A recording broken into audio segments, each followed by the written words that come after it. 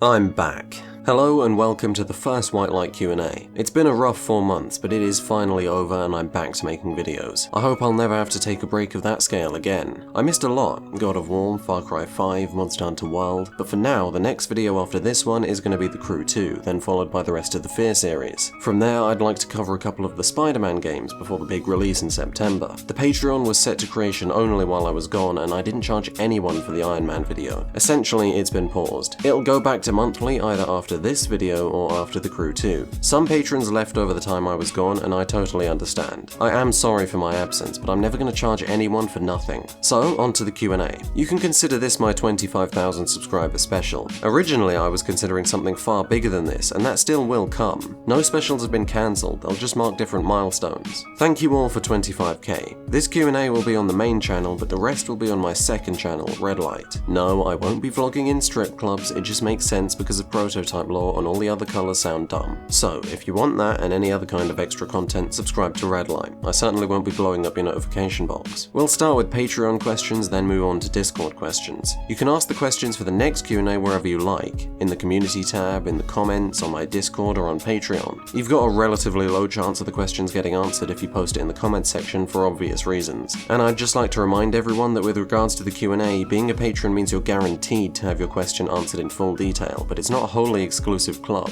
A final note before we start, there's no question limit for anyone this time because of how long the questions have been open, and I've truncated some of the text from the Patreon questions because I'm just not very comfortable reading out paragraphs upon paragraphs of such kind words. It feels like something that's not supposed to be broadcasted, particularly not by the target. I've read everything that's been written and I am extremely thankful for it. First question comes from Oni Chanyamit. The question reads, do you prefer elves or... oh, for fuck's sake. I am going to answer your question, but not in the context you want. Cats are cool and elves are just humans with pointy ears who live in trees and eat nothing but salad. Catgirls then. He continues, like, I've never even played Crysis, but that series was really interesting, and I'm considering doing so sometime in the future. Thanks a lot, man. Crysis is well worth a playthrough. Considering how good 1 and Warhead are, I do think Crysis is underappreciated. Those two are available on Steam for about $20, which is well worth it, but you need to watch out for your OS. For Windows 10 users, you need to get it through Steam, though GOG might work. Origin will not, so don't even consider it. If you aren't on Windows 10, you can get the entire series bar Warhead on Origin Access along with a bunch of other great stuff, so maybe consider that route if possible. Next question comes from Raoul Kolk. What life events inspired the creation of a game reviewer? 2. How does your review process work? Do you play through games in a single swoop and then go on a writing rampage, or do you take turns between games and take notes? I hope to see more random old gems on your channel. You're on a great track with Crysis, F.E.A.R and Prototype. Perhaps Dead Space would make a great addition to this list. What's my origin story? I got bit by radioactive light. No, it's not true, but it's at least more entertaining than the truth. If we're all sitting comfortably, then I'll begin. It was a rainy December night, and I was, as usual, scrolling through the YouTube homepage, until something caught my eye. A video from Jeremy Allenson, The Witness, a great game you shouldn't play. 40 minutes long. Such an eye-catching title. I was intrigued. I was more intrigued because it hadn't left my recommended box in about a week and it was starting to get really annoying now because I didn't give a crap about The Witness, but that's besides the point. I eventually cracked and watched it through without pause. Wow, I thought, that was pretty good. Since I wanted to make a YouTube channel at the time, one that didn't suck at least, I thought that I should make videos kinda like that really go into detail. That's about it. I watched a Jeremiah Addison video and thought it was cool. How does your review process work? Do you play through games in a single swoop and then go on a writing rampage, or do you take turns between games and take notes? Basically, I always have one primary project that I spend my best hours working on, but when I'm playing something else, I'll usually take notes. I would really like to just tactically switch between games every day, but upload schedule would go through the floor if I even tried. I also try to stay on one section of the video, like the script or the audio, one after the other, instead of switching interchangeably between them whenever it's convenient. I don't think this is efficient, and I'd really like to break the habit. There's no point holding myself to arbitrary editing quotas when anything else I choose to do will have to get done at some point anyway. You're going to work faster when you're happy to be doing the job. You asked about Dead Space. I have almost completed a series on a pseudo-horror franchise, so I don't really think Dead Space would be appropriate yet. Mandalore Gaming has just done a full series on the games, and I think that's the best place to go if you want market-fresh Dead Space content. That's it for Patreon, so on to Discord questions. Sir Winselot asks, will I ever see a paycheck? Also, why the name Whitelight? It's actually because I thought it sounded cool. I always like to have a noun and an adjective in my names for whatever reason, so when I was brainstorming names I thought of white as the adjective and then scrolled through a couple of potential nouns like star, dog, power, but then I thought of light. Whitelight. And then I remembered back to Prototype 2 with the black light and the red light and the white light. Black light was the initial choice, which I actually did go through with, but that channel was a fucking disaster. And it's far too edgy a name for the game scene, which is coming from a guy whose PSN is WhiteScythe94. So I settled with Whitelight. It's almost a fun word to say because white rhymes with light. I like it. Roti asks, what do you think of open world mission design? Do you think they're good as they are, or do you think open world games fail to use said open worlds to create interesting scenarios? For example, most GTA missions are go from point A to point B, and then kill some guys and then maybe a police chase. Yeah, I feel like GTA, despite it being a great game, fails miserably at it. Why do people love Rockstar open world so much? It's because they're dynamic, they provide a sandbox. The most breathtaking moments are in backs to the wall police chases, entirely non-scripted moments of gameplay. On the opposite end of the open world spectrum, look at a game like The Amazing Spider-Man. While the main story missions involve mostly just beating guys up in completely scripted scenarios, the best moments come from the dynamic spider drone sequences which can happen at any time. There's really no point in creating a sandbox if you aren't going to let the player use their creativity. And really, this doesn't even necessarily have to be dynamic, it just needs to promote player choice. The open world of Assassin's Creed Origins and Watch Dogs 2 are so good because in part, they have so many areas for the player to use their brains. There are so many interesting ways of using the sandbox to the player's benefit in Watch Dogs 2, but where GTA succeeds over Watch Dogs is the dynamism. The vast majority of replay value comes directly from dynamic situations, stopping crimes in a Spider-Man game, the albeit limited car chases in Arkham Knight, and the police chases in GTA. Where in Watch Dogs 1, as soon as you've done all the side missions, there's practically nothing to do other than blow up random civilians. GTA will always provide the player opportunities because of how good the police system is. I don't think developers have fully grasped how important this stuff is to the fun factor and longevity of their games. This is the primary reason that you're never compelled to go back and replay the story of GTA 5 or Just Cause 3 because the best moments of the games were never there. And I appreciate that they need a degree of linearity for the story, but clearly there is opportunity for much more creativity. In GTA 5, most story missions are as you described, from point A to B, then shoot some guys. But in Watch Dogs 2, they just put you in the arena and let you loose to use the sandbox in any way you want. You can do stealth, non-lethal, you can plunge yourself into a police chase, and the story still works fine. GTA can't use its gameplay in the same way as Watch Dogs, but the heist missions prove that a degree of creativity and decision-making can make the game's story so much more enjoyable. I also think Ghost Recon's expert strategy of pussying out works great. Fuck the story. Wildlands lets you do almost every main mission and side mission however the hell you please, other than when it's absolutely critical. And even there, that might just mean not being detected. Yeah, that's at the total sacrifice of any cinematic sequences or interactions with characters that aren't over the radio, but did anyone really want all that? At least over the freedom you get for the sacrifice. The open world is supposed to be among the best things about an open world game, so failing to exploit that in your mission design is just shooting your main story in the foot. Zaya the Fanboy asks, which is better, Hotline Miami or Hotline Miami 2? Not finished either, sorry. A random dickhead asks, will Ubi screw up The Division 2, seeing that Ubi usually makes good sequels like Watch Dogs 2, Assassin's Creed 2, and other stuff with the number 2. But this time it's not a single player game, it's a not single player game. Yeah, that's called a multiplayer game. I was initially mortified by the announcement of The Division 2, given that Division 1 was hitting its peak. The Division, as of right now, has never been better. It can be an absolute blast, so instead of trying to maintain and expand upon that, Ubisoft has decided to instead replace it with something else. Great for sales, crap for players. Name an MMO-like game that had a good release. I can name one. Monster Hunter World.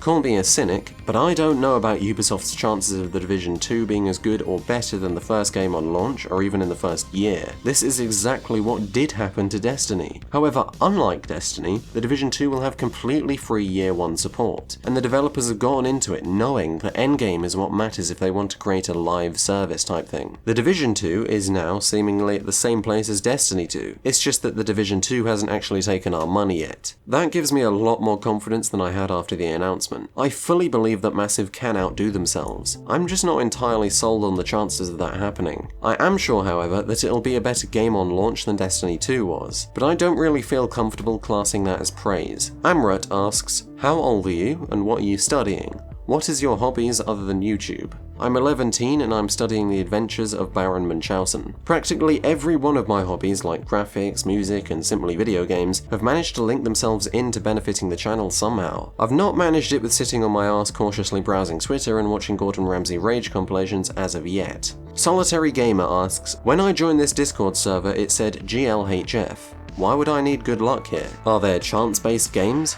Yeah, you've got about a 3% chance of retaining good mental health after being on this server. Feeling lucky? Hentai Lover 69 asks, do you like game theory? No, but that's because I'm not in the target audience. Game theory is not meant for the hardcore audience. It's aimed at much younger gamers, and that is absolutely fine. It's not a flaw. I can't criticize MatPat for that, even if he is known to get some things wrong. I think not being a part of the target audience seems to go over a hell of a lot of heads these days. You've got people calling out Joseph and Matthew for the length of those videos with comments like, brevity is the soul of wit, which is hilariously ironic. Some people like extra detail and thorough examples. It's extremely important to some to be able to agree with the speaker based only on what's been said in the video. Sometimes seeing the game shown off extensively and analysed to its fullest appeals greatly to those who are particularly passionate about the game, or in the case of Joseph, Matthew, or Racevic, looking to learn something. I could elaborate, but I just get sidetracked. Well, more so than I already have. Point is, not everything is made for the largest audience, not everything is made for you. So if you don't like it, that does not necessarily mean it's bad. And that's basically my stance on game theory. He continues, and what's your opinion on a game that was released by Epic Games in 1994? Oh, Epic Baseball. Yeah, great game, really worth a playthrough. Fowlan asks, what's your process for deciding what game to talk about next? For the majority of videos on the channel, it's been whatever's next in the series. Believe it or not, the only years later video I ever planned on making was Crysis 2, but then I thought I'd need to do the whole series and that happened, and then I got used to it so I moved on to F.E.A.R. No doubt I wouldn't have even covered F.E.A.R 2 if I hadn't been doing a years later series, and I sure as hell wouldn't end up having to do F.E.A.R 3. If a big game releases in between series videos like Destiny 2 or something's being heavily requested like Warframe, I like to do them to break things up. This is a flawed system, and I desperately want to move away from it. I don't enjoy having to cover games just because they're next in line. I'm happy to do F.E.A.R 3 because it's actually a really interesting game, but I'm also sad to do it because it knocks a couple of months off my lifetime for every hour I play it. Crysis 3 was the most painstaking video I've ever made, although I am very happy with it. This is really my own fault. I didn't know much about Crysis or Warhead when I dedicated myself to making videos on all of them. I didn't know pretty much anything about the entire F.E.A.R series either. I thought it would be good if in the making of the videos I was having a learning experience as well. It might have been better for some of the videos, take Crysis Warhead, but that's because I was very pleasantly surprised by it. The times I wasn't so lucky ended up being among my longest projects. I have no doubt that I'll do full series in the future, but it'll either be when I'm confident that I'll be passionate enough about every game, or it'll just be covering select games from the series. The years later title comes with an expectation of a full series retrospective with every game covered, but I only use that title when it's appropriate, when the length of time has relevance. It just so happens that because the videos take so long to make and I've done 2 series, that I've been using the title regularly for all of the time that the channel has had any success. That's not what this channel is going to be. I'm never going to be a full series retrospective producer. Passion is the key to making quality content, and there's many places passion can come from, so don't think I'm ruling a lot of games out by that. XX420MLGXX asks, what's the specs of your computer? I've got an AMD FX 6300 and an R9 380 with 8GB of RAM. I had to sell an arseload to be able to afford half of what this machine cost. It's a value build, and I don't really think I could have got a better price for the performance. Yes, it's only got one fan port, so I have to stand up a desk fan next to the intake at summer. Yes, it's only got 8GB of RAM, so Watch Dogs 2 doesn't run properly. Yes, before March it only had 1TB of storage, so I could have like 10 games installed at a time. Yes, it randomly restarts with no warning every 5 days or so. And yes, AMD graphics cards are seriously lacking in technology useful for content creation. Just as an example, the ability to render a video in under 3 weeks. My computer holds me back significantly, but I'm very pleased with what I'm getting and what I've gotten out of it. It's got no problems with any of the Crysis games and does a great job with The Witcher 3 as well. It's an excellent not-so-little machine. On another note, it does annoy me when I see people talking about game optimization when they're sitting there with a 1080 graphics card. If it doesn't run well on that, then you can say it's poorly optimized, but if it does, you have no clear evidence that the game is actually well optimized, because you're more than likely just brute forcing it. I feel like it's a lot better to know what the average PC gamer's mileage will be on a mid-spec rig, rather than telling everyone it runs great on hardware meant for 4K 60fps ultra settings.